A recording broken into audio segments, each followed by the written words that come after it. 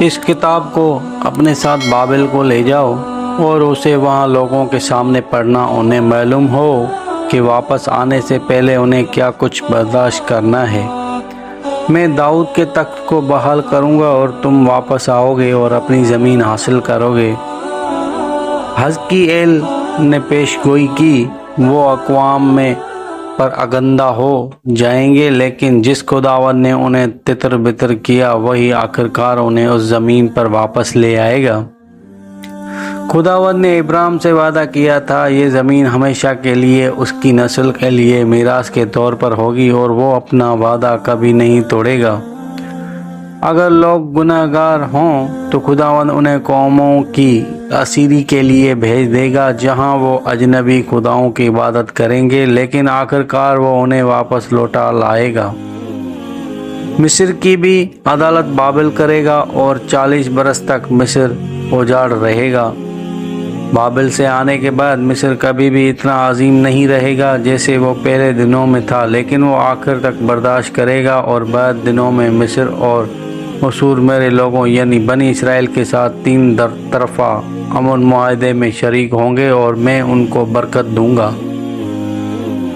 فلسطی تباہ ہو جائیں گے اور باقی نہ بچیں گے، بالکل اسی طرح اشدود، اکرون اور امون بھی باقی نہ بچیں گے۔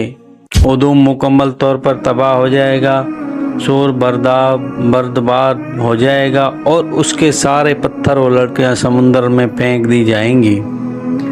یہ پھر کبھی آباد نہ ہوگا اور اس کی زمین چٹان کی طرف ہموار ہوگی۔ یہ ماہی گیروں کے لیے جال پھیلانے کی جگہ ہوگی، لیکن فارس، توبل، کوش اور فوت آخر تک باقی رہیں گے، اور جب وہ اسرائیل پر قبضہ کرنے کی کوشش کریں گے تو اس وقت اسرائیل کے پہاڑوں پر مر جائیں گے۔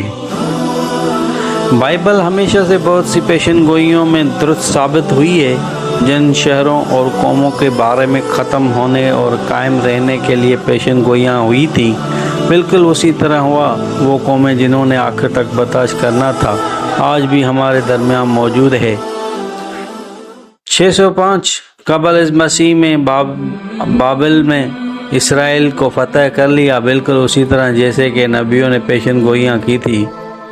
اے خدا، یا ہمیں ہمارے بزرگوں کے گناہوں کی سزا ملی ہے اپنی شریعت کی پیروی کرنے کے لیے، حتیٰ کہ اس اجنبی زمین پر بھی ہماری مدد کر۔ 5000 سے زیادہ یہودی جنگی قیدی بنا کر بابل پہنچائے گئے۔ وہ جوان اور پڑھے لکھے لوگوں کو لے کر آئے، انہیں امید تھی کہ سلطنت کی خدمت کے لیے یہ کارآمد ثابت ہوں گے۔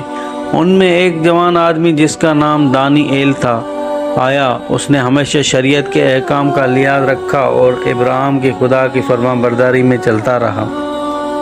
اے آسمان اور زمین کے خدا، کائنات کے بادشاہ، ہم تیرا شکر ادا کرتے ہیں کہ تو نے ہمارے لیے زمین کی پیداوار میں سے روٹی مہیا کی۔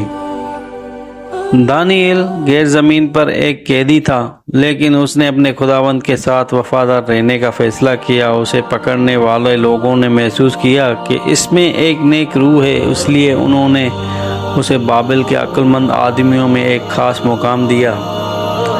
بابل کا بادشاہ نبوکد نظر ایک غیر معمولی خواب سے جاگ گیا۔ اس کا کیا مطلب ہے؟ یقیناً یہ خواب دیوتاؤں کی طرف سے مستقل ظاہر کرنے کے لیے بھیجا گیا ہے۔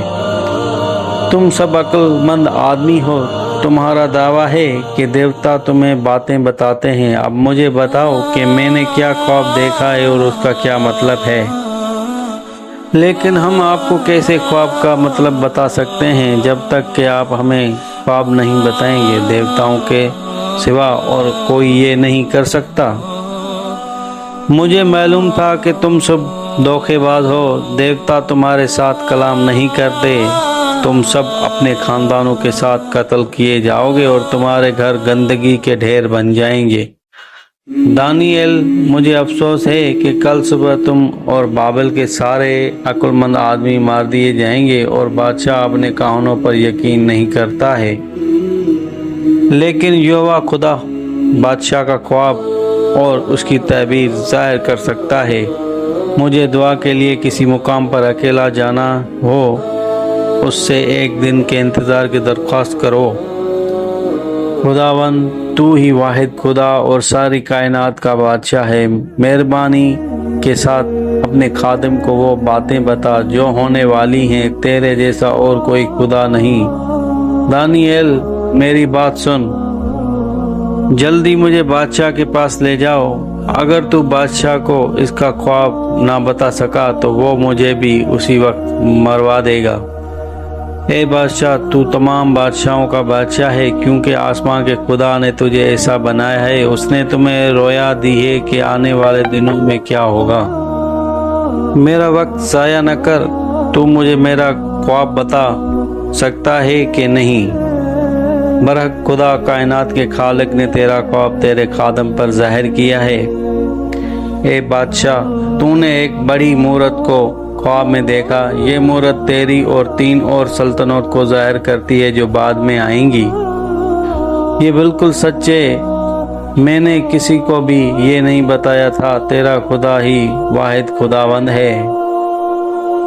तू ही ये सोने का सर है, सारे बादशाहों का बादशाह। इससे पहले कि तू योवदा को फतह करता, हमारे नबियों ने हमें बताया था कि खुदावंद हमारे गुनाहों की सज़ा देगा और फिर तुम्हें सल्तनत देगा। अब तेरा दौरे हुकूमत बहुत शानदार होगा। चांदी की छाती एक और सल्तनत को ज़ाहिर करती है जो मादियों और फारसियों की है। जब तू मर जाएगा उसके बाद वो बाबिल को फतह करेंगे और पूरी दुनिया पर हुकूमत करेंगे जिस तरह के तूने की है। ए बादशाह, सोने के इस सर और चांदी की छाती के बाद तूने तांबे का शिकम देखा। ये तांबा तीसरी सल्तनत को ज़ाहिर करता है जो यूनानियों की है। ये फारिस के बाद आएगी और ये बहुत तेज और बेतनाक होगी।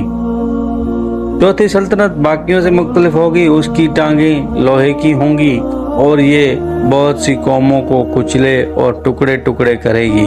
लेकिन तूने ये देखा कि लोहे के पंजों में मिट्टी मिली हुई है। आखिरी दिनों में ये सल्तनत 10 हिस्सों में तकसीम होगी और कमज़ोर हो जाएगी।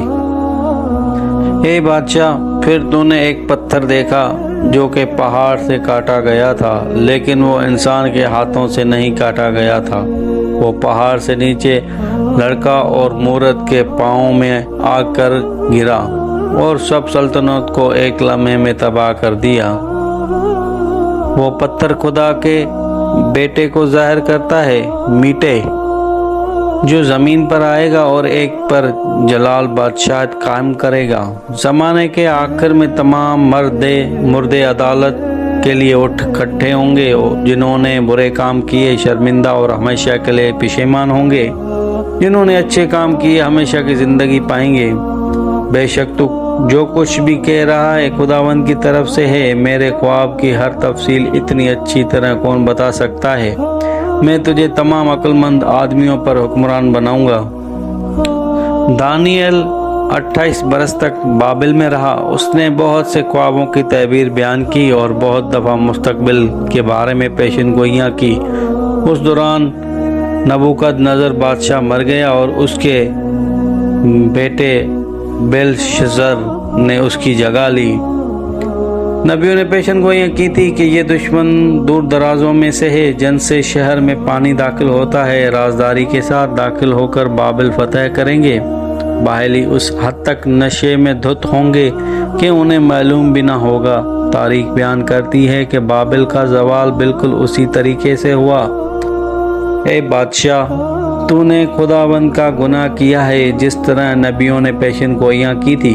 आज रात तुझसे सल्तनत ले ली गई है और मादियों और फारसियों को दी गई है। जब मादियों और फारसियों ने बाबिल को फतह कर लिया उसके बाद दानिएल को एक पुरानी किताब मिली जो कि यिर्मयाह नबी ने लिखी थी। ये बाइबल की किताबों में से एक है। जब वो किताब पढ़ रहा था वो ये जानकर हैरान रह गया कि खुदावन ने पहले ही उसे पेशन गी कही कर दी थी कि बाबिल की उसी तरफ 70 बरस तक रहेगी। एक बकिया बाद में यरूशलेम को लौटेगा और देवदारों और हेकल को फिर तमीर करेगा। जैसे जैसे वो आगे बढ़ता गया उसे मालूम हुआ 200 बरस पहले यसिया नबी ने दर हकीकत इस फारसी बादशाह का नाम बताया था जो उनको वापसी का हुक्म देगा।